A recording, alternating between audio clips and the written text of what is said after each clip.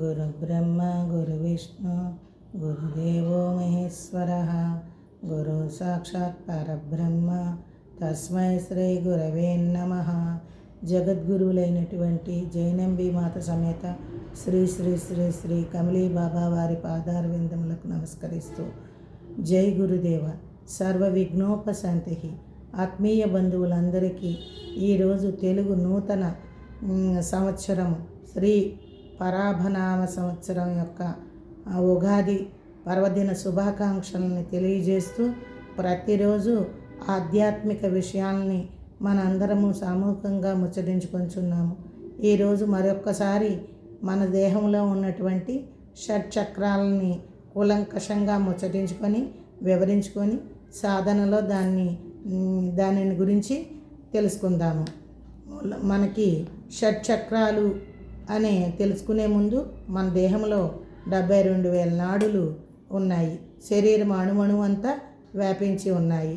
కొన్ని చోట్ల అవి కూడుకొని చక్రంగా ఏర్పడిన దాన్నే చక్రాలు అని చెప్తున్నారు.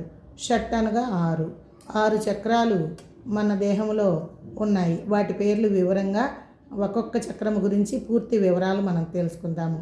7వది సహస్రార స్థితి అని అంటారు. దాన్ని చక్రంగా చెప్పబడదు. మూలాధారము మొత్తానికి ఆధారభూతమైనటువంటి చక్రం కాబట్టి దీనిని మూలాధారము అని అంటారు. ఇది పాయుస్థానానికి సంబంధితమై విసర్జక అవయవాలతో సంబంధం కలిగి ఉంటుంది. ఇక్కడ 600 శ్వాసలు అప్రయత్నంగా జరగబడతా ఉంటాయి. ఈ చక్రము భూతత్వాన్ని కలిగి ఉంటుంది. పంచభూతాలు 5, అందులో భూతత్వాన్ని కలిగిన చక్రము మూలాధారము. ఇది ముక్కు అనే జ్ఞానేంద్రియానికి సంబంధించి ఉంటుంది. ఇక్కడ కింకిణి నాదము అనే నాదం ఉత్పత్తి అవుతుంది. ఈ మూలాధార చక్రము 4 దళాలు కలిగి, అంటే 4 దళము అంటే రేకు, 4 రేకులు కలిగి పద్మ మాదిరిగా ఉంటుంది. ఈ 4 దళాలు మంచి వాసన, సువాసన, మిశ్రమ వాసనల కింద వాసన అనే విషయాన్ని గ్రహింపు చేస్తాయి. అది ఇక్కడ మీకు మూలాధారం నందు క్రియాశక్తి జరగబడుతుంది. క్రియాశక్తి అంటే పనులు చేయడానికి అవసరమైనటువంటి శక్తిని క్రియాశక్తి అంటారు. ఇది భూతత్వాన్ని కలిగి ఉంటుంది. తర్వాత ఇక్కడ బీజాక్షరము లమ్ అనే బీజాక్షరంతో ఉంటుంది. ఇది ఎరుపు వర్ణాన్ని కలిగి ఉంటుంది. మన షట్చక్రాలు మొత్తము ఇంద్రధనుసు ఏ రంగులైతే కలిగి ఉంటాయో ఆ రంగులను కలిగి ఉంటాయి. తర్వాత వచ్చే చక్రాన్ని జననేంద్రియ స్థానంలో ఉంటుంది. దానిని స్వాదిష్టాన చక్రము అని అంటారు. ఇక్కడ 6,000 శ్వాసలు అప్రయత్నంగా జరగబడతా ఉంటాయి. ఇది జలభూతంతో సంబంధించి ఉంటుంది. ఇక్కడ 6 దళాలతో ఉన్నటువంటి పద్మంగా ఉంటుంది. ఈ 6 దళాలు రుచులు, షడ్రుచులకి ఈరోజు ఉగాది మనం అందరం షడ్రుచుల్ని పచ్చడిగా చేసుకొని తిన్నాము. పులుపు, వగరు, తీపి, కారం, ఇవి షడ్రుచులు. ఈ షడ్రుచులకి సంబంధించి జ్ఞానేంద్రియమైనటువంటి నాలుక అనే జ్ఞాన అవయవంతో సంబంధించి రుచి అనే విషయేంద్రియాన్ని గుర్తించడానికి ఈ చక్రం అధీనంలో ఉంటుంది. అంతేకాక జననేంద్రియ వ్యవస్థ అంటే పురుషులకు శుక్రకణాలు ఏర్పడే వ్యవస్థ, స్త్రీలకు అండాలను ఉత్పత్తి చేసేటటువంటి వ్యవస్థకి సంబంధించి ఉంటుంది. ఇక్కడ వమ్ అనే బీజాక్షరం ఉంటుంది. ఈ ప్రత్యుత్పత్తి స్థానం కింద స్వధిష్టాన చక్రం ఆధీనంలోనే ఉంటుంది. ప్రత్యుత్పత్తి అంటే వంశాభివృద్ధికి అవసరమైనటువంటి విషయం దీని ఆధీనంలోనే ఉంటుంది. ఇక్కడ 6,000 శ్వాసలు దానంతటికవే హంసచక్రంలో జరపబడతాయి. ఇది ఆరెంజ్ వర్ణము. నారింజకాయ బాగా పండిన నారింజ ఎటువంటి వర్ణం కలుగుతుంది? కాషాయ, దరిదాపుగా నారంజి రంగు, ఆరెంజ్ రంగు, కాషాయ రంగు అని చెప్పబడుతుంది. ఇక్కడ ఆరెంజ్ వర్ణంలో ఉంటుంది. ఈ చక్రము తర్వాత వచ్చేది మణిపూర్వక చక్రము. ఇక్కడ మణిపూర్వక చక్రము మణిలాగా మెరుస్తున్నటువంటి చక్రము. అంటే ఇక్కడ అగ్ని రూపానికి సంబంధించి అగ్ని తత్వాన్ని కలిగి ఉంటుంది. అగ్ని అనే భూతంతో సంబంధించి ఉంటుంది. ఇక్కడ 10 దళాలు ఉన్నటువంటి పద్మం ఉంటుంది. ఈ 10 దళాలు మనకి రూపం అంటే నేత్రం అనే జ్ఞానేంద్రియానికి సంబంధించి ఉంటుంది. సూర్యుడి నుంచి అనేక రంగులు కిరణాలు మనకి స్పష్టంగా అందుతూ ఉంటాయి. అందులో 10 వర్ణాలు ఉన్నటువంటి రంగులకు ప్రతీకను గుర్తించటానికి ఈ మణిపూర్వక చక్రం ఆధీనంలో గుర్తింపబడతాయి. అంతేకాక అగ్ని అనే భూతంతో సంబంధించి ఉంటుంది. ఇక్కడ జీర్ణ వ్యవస్థకు సంబంధించి మనం ఆహారం తీసుకునే ఆహారం జీర్ణం చేయడానికి ఏ వ్యవస్థ అయితే ఉందో ఆ వ్యవస్థ ఈ మణిపూరక చక్ర ఆధీనంలో ఉంటుంది. ఈ మణిపూరక చక్రము పసుపు వర్ణంలో ఉంటుంది. ఇక్కడ కూడా 6000 శ్వాసలు అప్రయత్నంగా హంసచక్రంలో జరపబడతా ఉంటాయి. ఈ విధంగా ఇక్కడ వేణునాదం వినబడుతుంది. ఇక్కడ శక్తి ఇచ్ఛాశక్తి ఉంటుంది. స్వాధిష్టాన చక్రంలో జ్ఞానశక్తి ఉంటుంది. అక్కడ వీణానాదం వినబడుతుంది. స్వాధిష్టాన చక్రంలో వీణానాదం వినబడుతుంది. మూలాధారంలోనేమో కింకిణీనాదం వినబడుతుంది.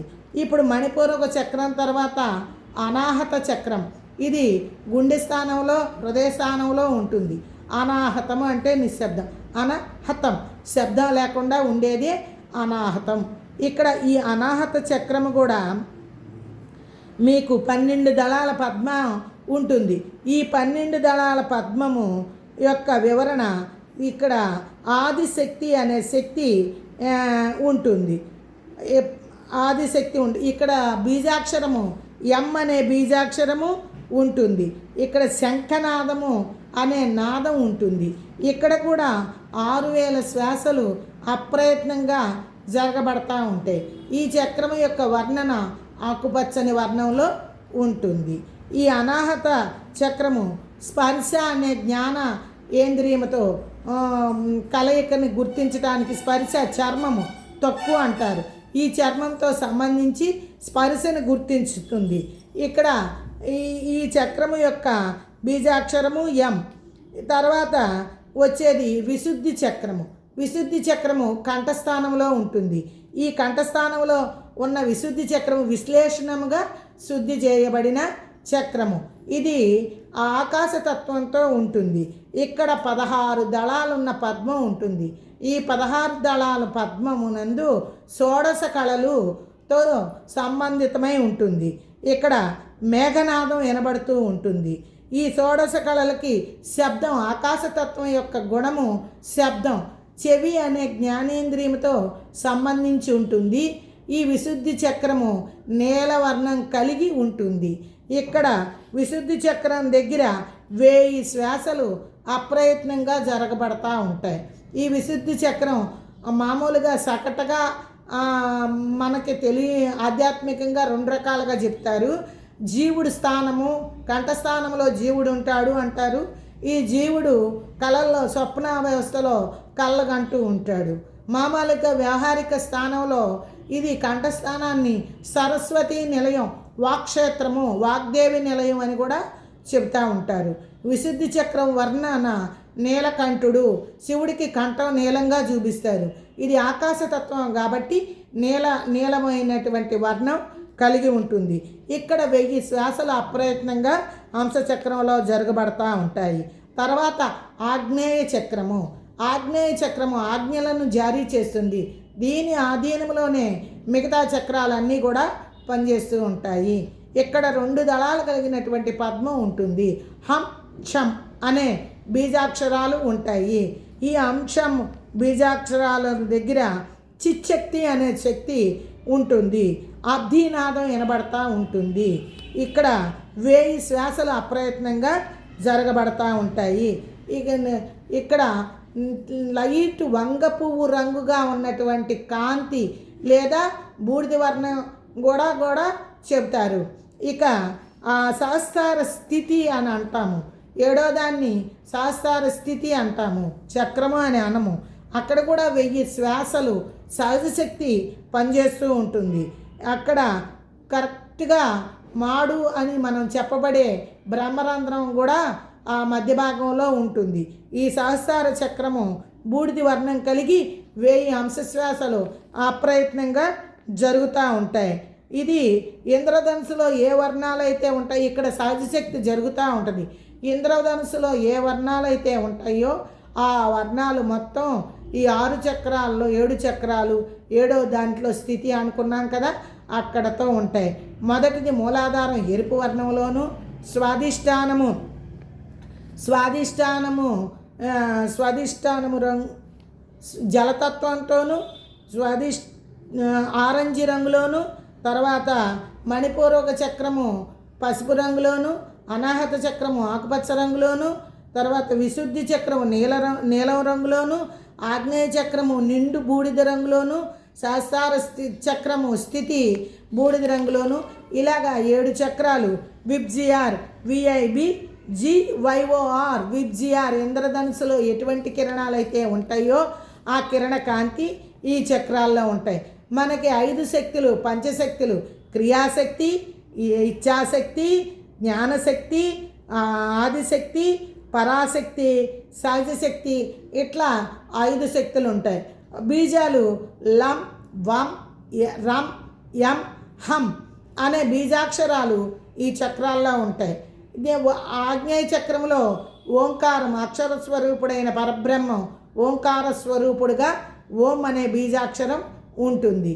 ఈ మూలాధారానికి మరొక్కసారి చెప్తున్నాను, మూలాధారానికి లం అనే బీజాక్షరం, స్వాధిష్టాన చక్రానికి వం అనే బీజాక్షరం, మణిపూర్వక చక్రానికి రమ్ అనే బీజాక్షరం, అనాహత చక్రానికి యం అనే బీజాక్షరం, విశుద్ధి చక్రానికి హమ్ అనే బీజాక్షరం, ఆగ్నేయ చక్రానికి హం షం అనే బీజాక్షరాలు పనిచేస్తాయి. ఈ విధంగా మనకి షట్చక్రాలు మనకి విధి విధానంలో తెలియబడతాయి. ఈ శ్వాసలు ఏడా పింగళ నాడుల ద్వారా మనకి శ్వాసిస్తున్నప్పుడు మూల మధ్యనున్నటువంటి సుషుమ్న నాడి ఊర్ధ్వ ప్రయాణం చేయాలి. సర్వజీవులకు వెన్నుపాము అడ్డంగా ఒక సరళ రేఖలాగా ఉంటే మనకి నిలువుగా వెన్నుపాము ఉంటుంది. దాన్నే మేరుదండము అంటారు.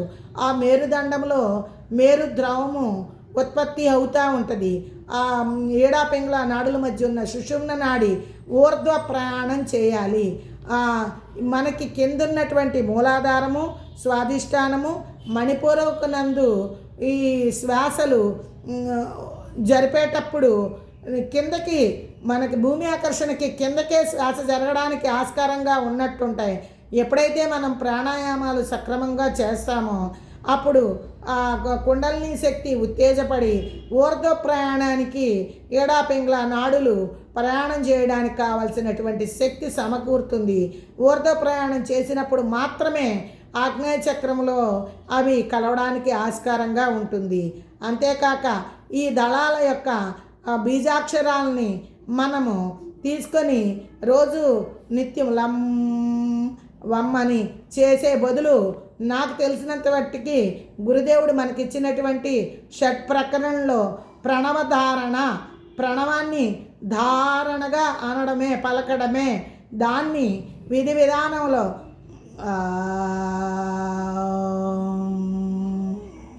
అని ఎక్కువగా మనం అలా అంటే గనక మిగతా లం వం యం రం అవన్నీ కూడా యాక్టివేట్ అవ్వడానికి ఆస్కారం ఉంటుంది. దాన్ని మన ప్రణవధారణని మనం ఎలా చేయాలి అనేది ఒకసారి చూపిస్తున్నాను.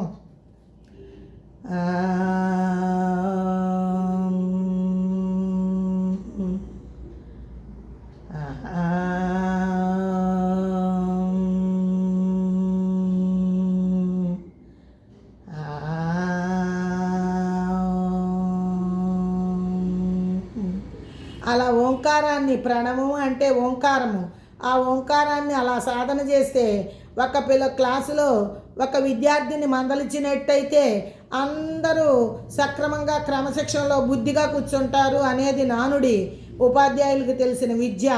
అలాగే ఈ ఓంకారాన్ని మనం కరెక్ట్ చేసుకున్నట్టయితే కరెక్ట్గా ప్రణవధారణ చేసినట్టయితే మిగతా ఉన్నటువంటి బీజాక్షరాలన్నీ ఆ చక్రాలన్నీ యాక్టివేట్కి రాగలుగుతాయి. ఓం జై శాంతి, విజయశాంతి, దివ్యశాంతి.